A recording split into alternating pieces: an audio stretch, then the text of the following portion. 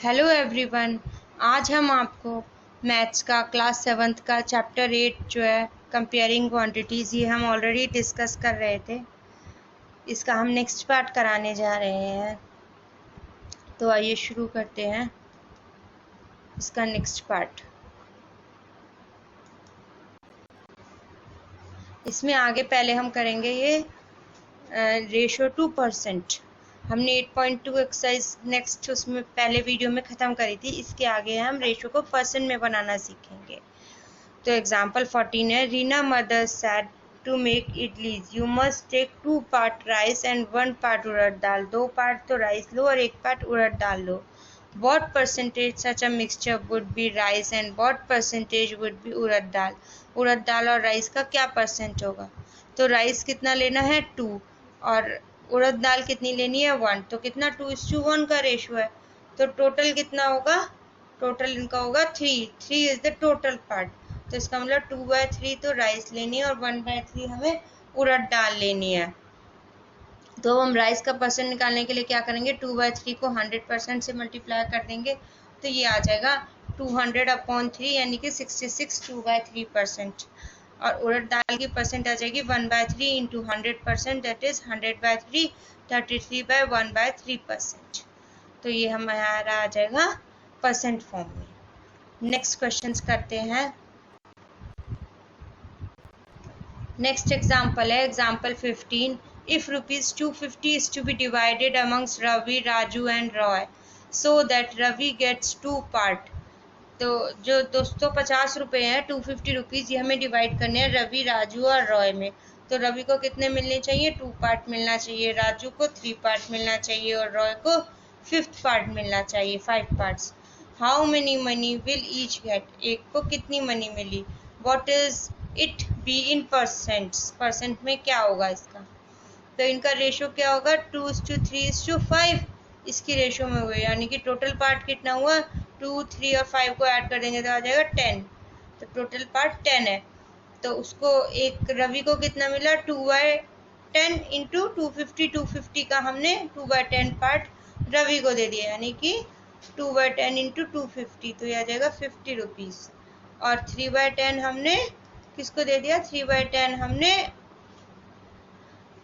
राजू को दे दिया, तो 3/10 इंटू 250 75 रुपीज़ आ जाएंगे। और हमने 5th पार्ट किसको दे दिया? रॉय को दे दिया, तो 5/10 इंटू 250 125 आ जाएंगे। तो अब जो है इनको परसेंटेज फॉर्म में निकालना है, तो अब इनको परसेंटेज फॉर्म में निकालने के लिए क्या करेंगे? 100% से मल्टीप्लाई कर देंगे, यानी कि 2/10 पार्ट जो है, यानी कि फ्रैक्शन जो है 2/10 इंटू 100%, तो ये आ जाएगा 20% इसको मिले, 3/10 इसके फ्रैक्शन है इंटू 100% 30% इसको मिला, और 5/10 इंटू 100% 50% रॉय को मिला।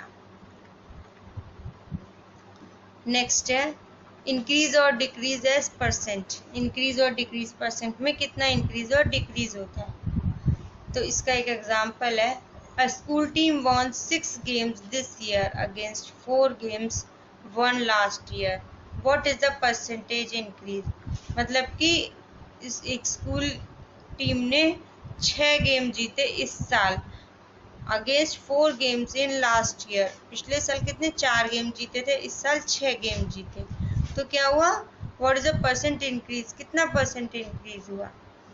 तो the increase in the number of wins कितना हुआ? 6 - 4 2। तो ये परसेंट इंक्रीज का ये फॉर्मूला ही हमें याद रखना पड़ेगा, इसे हम याद रखेंगे, इसे हम अलग नोट डाउन कर लेंगे। Percent increase equal to amount of change upon original number या फिर अमाउंट इंटू 100, यानी कि अमाउंट ऑफ चेंज कितना है? 2 रुपीज़ का चेंज है, 2 अपॉन ओरिजिनल नंबर कितने थे हमारे? पिछले साल 4 थे, ओरिजिनल नंबर हमारे 4 थे, इंटू 100। या फिर इसको इस फॉर्मूले को हम ऐसे भी लिख सकते हैं, increase in number of wins upon original number of wins into 100। तो इसको सॉल्व कर देंगे तो आ जाएगा 50, ये आ जाएगा increase percentage 50। Next example example 17 है, the number of illiterate person in the country decreases from 150 lakh to 100 lakh. 150 से कितने हो गए, 100 लाख हो गए in 10 years। What's the percentage decrease, decrease कितना हुआ, कम कितना हुआ। तो ओरिजिनल अमाउंट कितना था, the number of illiterate persons 150 lakh थे। Amount of change is equals to decrease in number of illiterate persons. Amount of change कितना हुआ, 150 माइनस 100 तो कितने हुए, 50 लाख।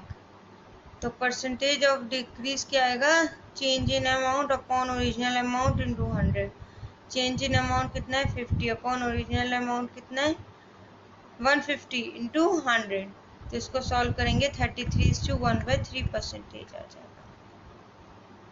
नेक्स्ट पॉइंट है, price related to an item और buying and selling. Buying and selling हम कैसे करते हैं, या फिर प्राइस हम कैसे जो है देखते हैं किसी भी प्रोडक्ट का।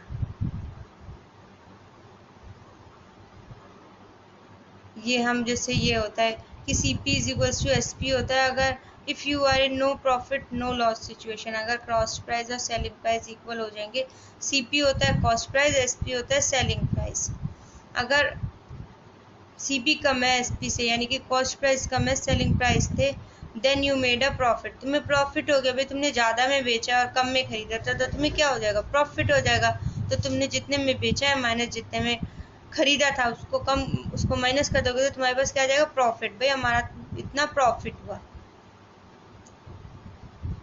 ऐसे buying price of the item is called cost price, जिस पे हमने खरीदा उसको हमने कॉस्ट प्राइस किया।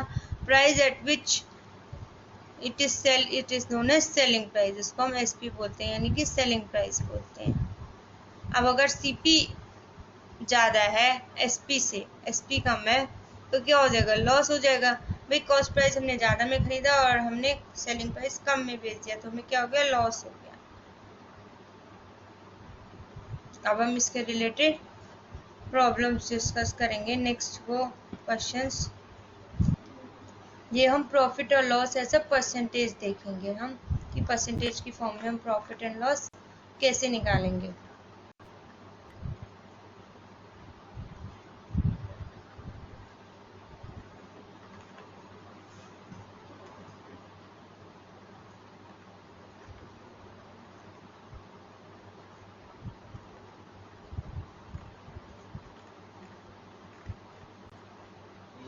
ठीक है,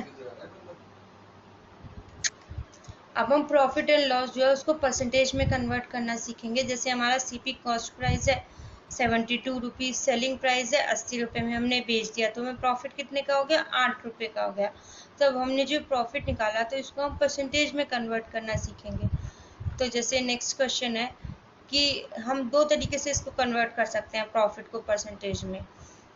तो इसका एक तो फॉर्मूला होता है प्रॉफिट अपॉन CP इंटू 100, हमने डायरेक्ट फॉर्मूला लगा दिया, तो प्रॉफिट हमारा 8 रुपये का हुआ, कॉस्ट प्राइस 72 रुपये का था, 72 रुपीज़ का इंटू 100 कर दिया हमने, तो 1/9 टोटल हमारा आ गया 11:1/9 परसेंटेज की फॉर्म में आ गया। अब नेक्स्ट मेथड ये हो सकता है, शंकर ने किस तरह से करा, शंकर ने इस तरीके से करा, ओनली ₹72, मतलब 72 रुपये पे 72 रुपीज़ पे प्रॉफिट कितना था, 8 रुपये का था, तो 100 रुपीज़ पे कितना प्रॉफिट होगा, तो 100 रुपीज़ का पे प्रॉफिट होगा। जैसे यूनिटरी मेथड हम करते थे ठीक उसी तरीके से करेंगे, 8/72 इंटू 100, तो ये होगा वही सेम आ जाएगा 11:1/9, तो परसेंटेज कितना आ जाएगा, प्रॉफिट परसेंटेज आ जाएगा ये 11:1/9%। Similarly you can find the profit and loss in second situation, तुम दूसरी सिचुएशन में भी फाइंड कर सकते हो अगर तुम्हें लॉस हो गया हो तो अगर तुम्हें लॉस हो गया हो तो तुम यहाँ पे क्या आ जाएगा, प्रॉफिट की जगह लॉस हो जाएगा। अगर कॉस्ट प्राइस 120 है, सेलिंग प्राइस 100 है, हमने 120 में खरीदा, 100 में उसको बेच दिया, तो हमें क्या हो गया, लॉस हो गया 20 रुपये का। तो इसको हम क्या करेंगे, लॉस को लिख देंगे इसके ऊपर प्रॉफिट की जगह, लॉस अपॉन CP इंटू 100। ये फॉर्मूलेज हमें याद करने होते हैं, लॉस परसेंटेज का, प्रॉफिट परसेंटेज का, ये इंपॉर्टेंट है फॉर्मूले, ये हमें लर्न करने हैं। तो अब loss upon CP 20/CP 120 into 100, तो हम निकालेंगे 50/3 आ जाएगा, यानी कि 16:2/3। सिंपलेस्ट फॉर्म में हम इसको कन्वर्ट करते हैं, जब तक डिवाइड होता है तब तक हम डिवाइड करते हैं।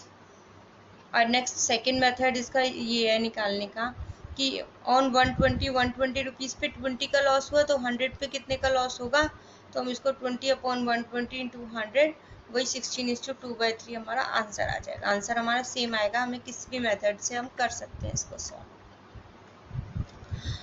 अब ये नेक्स्ट एग्जाम्पल है, example 18। The cost of a flower vase is 120। एक फ्लावर वॉस की कॉस्ट कितनी है, कितने में खरीदा हमने, 120 में। If the shopkeeper sells it at a loss of 10%, अगर उसने 10% के लॉस पे बेच दिया, find the price at which it is sold, ये कितने पे बेचा गया। तो कॉस्ट प्राइस हमें दिया हुआ है 120, लॉस दिया हुआ है हमें 10%, तो इसको हम निकालेंगे। अब ये सोहन और ये आनंदी दो लोग हैं, दोनों ने अलग अलग तरीके से इसको करा है। तो loss of 10% means cost price is 100, cost price कितना था, 100 रुपये था, तो लॉस कितना हो गया, 10 रुपये का हो गया। देयरफॉर एसपी सेलिंग प्राइस कितने का हो गया होगा, सेलिंग प्राइस 90 रुपये का हो गया होगा। 100 - 10 = 90। तो हम इसको कैसे करेंगे, व्हेन सीपी इज 100, जब कॉस्ट प्राइस 100 था तो सेलिंग प्राइस क्या था, 90 था। जब कॉस्ट प्राइस 120 है तो सेलिंग प्राइस क्या हो जाएगा, तो ये 90/100 इंटू 120 108 आ जाएगा आंसर। अब इसका नेक्स्ट तरीका है, आनंदी ने किस तरीके से करा, आइए देखते हैं। Loss is 10% of cost price, 10% of cost price यानी कि 10/100 इंटू 120 यानी कि 12 रुपये का लॉस हो गया। देयरफॉर सेलिंग प्राइस कितना है हमारा, सेलिंग प्राइस है 120, तो सेलिंग प्राइस होता है कॉस्ट प्राइस माइनस लॉस, ये सब फॉर्मूले में याद करते हैं, selling price, cost price, profit percent, loss percent, इन सब के फॉर्मूले। तो कॉस्ट प्राइस कितना है 120 माइनस लॉस कितना है 12, तो आ जाएगा 108। तो दोनों मेथड में एसपी आ गया 108। इस तरीके से हम एसपी निकाल लेते हैं।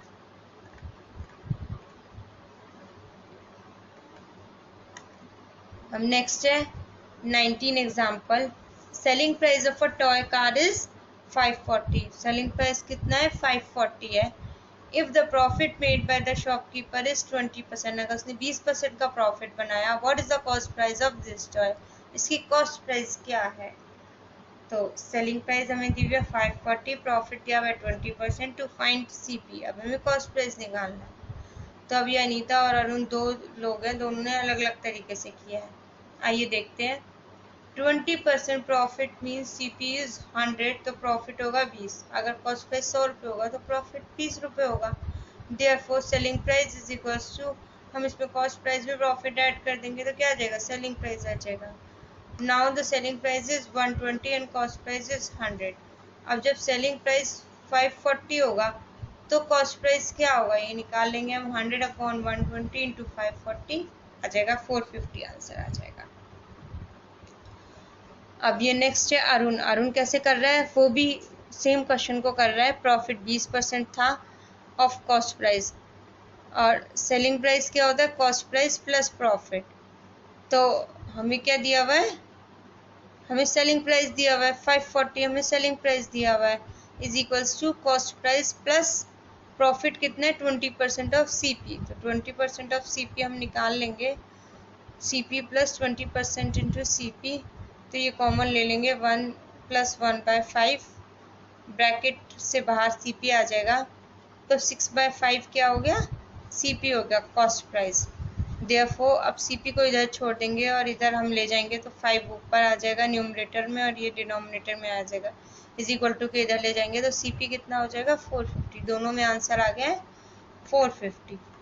ठीक है, आया समझ में। अगर आपको नहीं समझ में आया, कोई प्रॉब्लम हो तो आप कमेंट बॉक्स में लिख के पूछ सकते हैं। अगर आपको अच्छा लगे तो प्लीज़ लाइक करें, शेयर करें, सब्सक्राइब करें। Thank you for watching.